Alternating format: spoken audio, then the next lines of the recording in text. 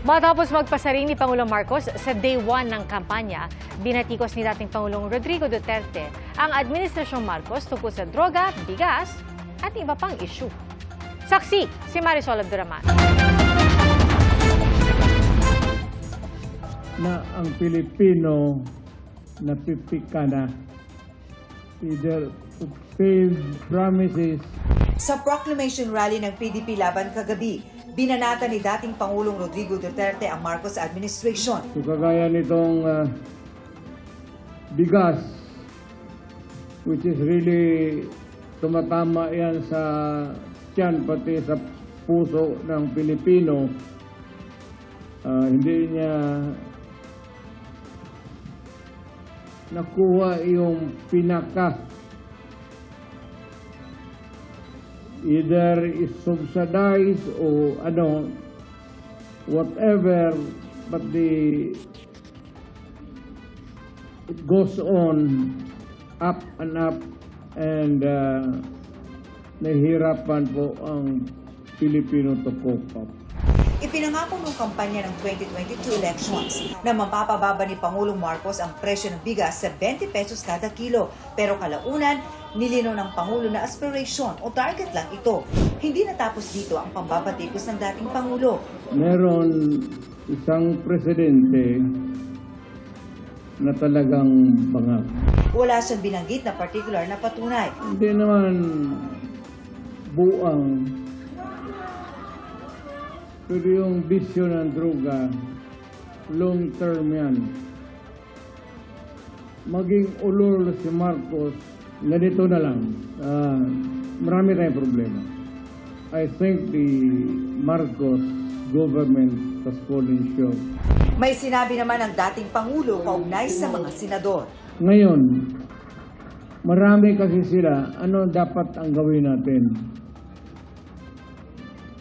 Patayin natin. Makapatay tayo ng mga 15 na senador.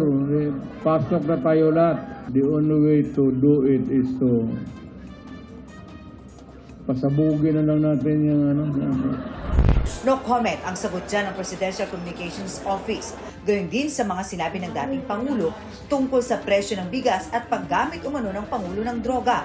Ang mga batikos ni Duterte, ginamit niyang argumento o kung paano pumili ng kandidatong iboboto. Kung mas mababa ang presyo ngayon ng pagkain, iboto natin yung mga kandidato niya.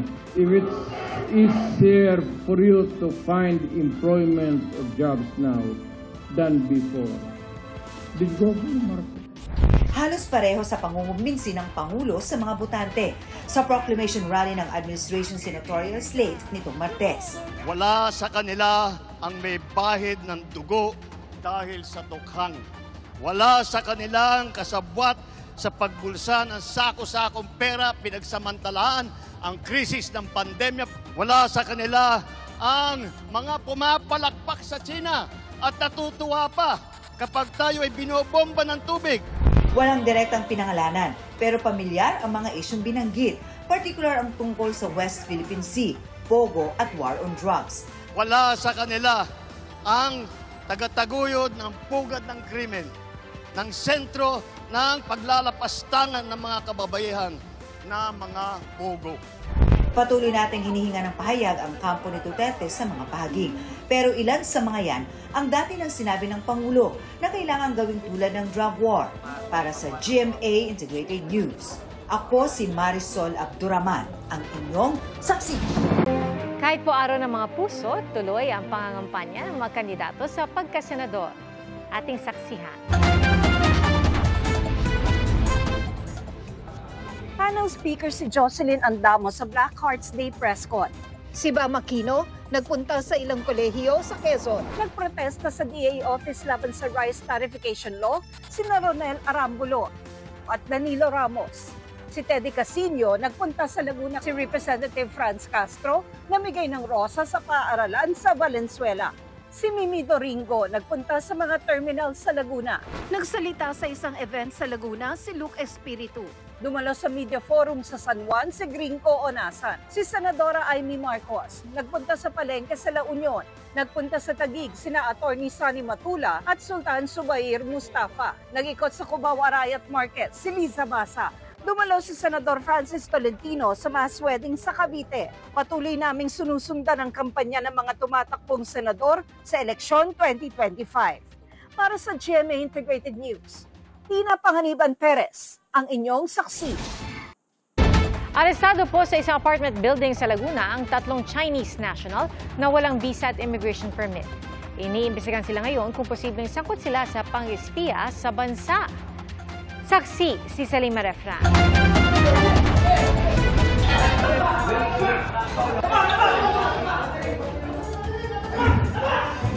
Sa bisa ng mission order ng Bureau of Immigration, sinalakay ng mga otoridad ng apartment building na ito sa Barangay Lamesa, Calamba, Laguna. Ilang kahina-hinala umano mga foreigner kasi ang labas-masok doon, kaya ilang buwan itong minanmana ng CIDG. 3 Chinese ang inaresto matapos makumpirma ng BI na wala silang visa at immigration permits. Wala rin umano mga kaukulang business permit at lisensya ang kumpanya sa LGU. Ang hinala noong una, baka illegal na pogo habang lugar. Pero ang napag-alaman daw, what they're claiming is that they're an installer of communications network. Chinese ang pinaka-team leader, yung mga tao sa field ay mga Pilipino. Hindi lang nila alam kung kanino nanggagaling ang utos at saka kung ano ang mga nagagawa na iba nitong mga ini-install nilang mga communications equipment. Yan, ganyan. Ganyang mga Yung tower. Oo. 23 Pinoy naman ang isinailalim sa questioning. Nakita rin sa motor pool ng kumpanya ang sari-saring telecommunications equipment tulad ng mga antena, rectifiers at iba pang equipment. Ang isa sa kanila, sinabing nasa linya ng komunikasyon ng kanilang trabaho. Ilan lang ito doon sa mga telecommunications equipment na ikinakabit o ini-install ng kumpanyang sinalakay ng mga otoridad.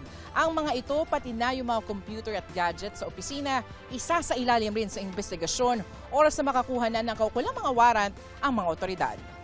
This is telecom communications. Okay, what do you do? We are here for the wireless signal provider. Malalimang investigasyon daw ang isasagawa ng mga otoridad, lalo't may mga naarestong mga Chinese national na sangkot umano sa espionage at paniniktik nitong mga nakaraang linggo.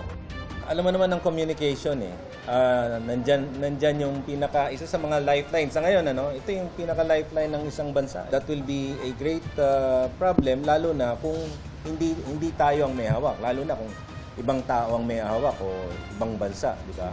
Para sa GMA Integrated News, Salima Refran, ang inyong saksi.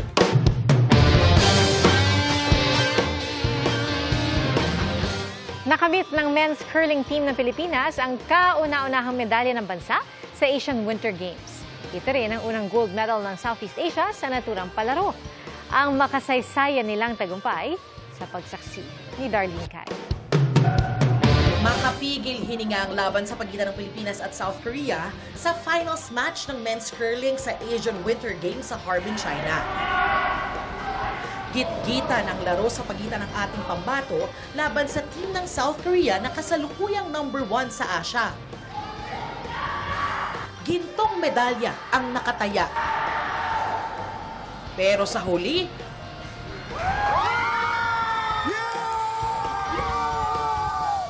sapol ang inaasam na ginto. Ito ang unang medalya ng Pilipinas at unang ginto ng Southeast Asia sa halos 40 taong kasaysayan ng Asian Winter Games. It's a gold medal and feels great, really great. Ito ang unang pagkakataon na nagpadala ang Pilipinas ng pambato sa sport na curling sa Asian Winter Games. Kaya kwento ni Mark, hindi raw naging madali ang training at mga paghahanda nila. Hindi kasi basta-basta ice rink ang ginagamit sa curling. Wala niyan sa Pilipinas, kaya sa Switzerland pa sila nag-e-ensayo. We didn't have a lot of tournaments together. We trained all. Nagpapasalamat naman ang ibang team members na sina Alan Frey, Enrico Feaster, Christian Holler at Benjo de la Armente sa lahat ng sumusuporta. We feel fantastic. It was a great team effort. I'm really proud to be a Filipino and to represent the Philippine country at the Asian Winter Games. Well, we'll do everything what it takes to get to the Olympic Winter Games in 2026 in Milano. Philippines is not really a winter country. So to win a medal is a gift. But to win the gold, it's really a blessing. Maging ang Philippine Olympic Committee, nagulat daw dahil talagang malalakas ang mga kalaban natin galing mismo sa mga bansang may winter. Nakuha nga natin yung gold. Kahit yung mga Koreans pinapanood ko, pailing-iling na parang, wow, grabe ito. Dahil sa panalong ito, qualified na raw ang men's curling team ng Pilipinas sa Winter Olympics sa Italy sa susunod na taon. Ang hope din para dito sa na mangyayari mula dito sa ating pagpanalo ay sana magkaroon tayo ng pondo at saka mga supporters para magkaroon tayo ng sariling curling facility sa The government and the private sectors. Yes. Ayon sa POC, makatatanggap ng 2 milyong piso ang men's curling team ng Pilipinas na naaayon sa batas. Bukod pa ito sa ibibigay mismo ng POC. Bukas nakatakda silang umuwi sa Pilipinas galing China. Para sa GMA Integrated News, Darlene Kay ang inyong saksi.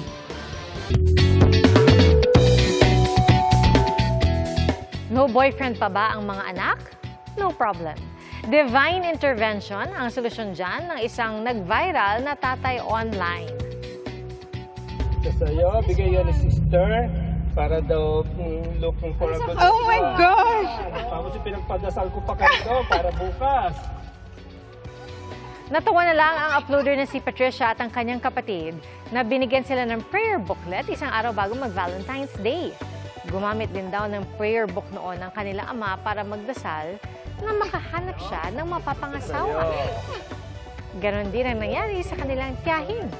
At prayers answered. Ang magkapatid, plano na raw mag-novena mass and prayer sa loob ng Siyam na Miyerkules. Mga kapuso, maging una sa saksi. Mag-subscribe sa GMA Integrated News sa YouTube para sa iba't ibang balita.